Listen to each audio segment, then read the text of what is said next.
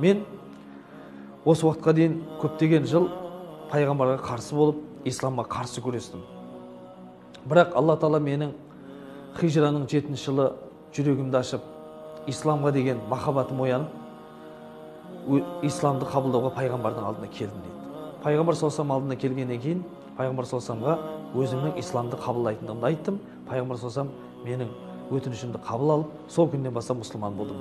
Кәлима шахадатымды айтып болғаннан кейін, пайғамбар саллаллаху бір сауалым бар екендігін айттым. Я Расулалла, мен осы уақытқа дейін қаншама исламға қарсы күрес жүргіздім. Исламға қарсы күрестің қолбасшылары болдым. Қаншама мұсылмандарға зиян жеткіздім. Енді менің өткен күнәларым не болады деп сұрадым. Сонда пайғамбар саллаллаху әл-исламу ямху ма қаблаха. Ислам өзінен алдыңғы күнәні кешіреді деп айтты.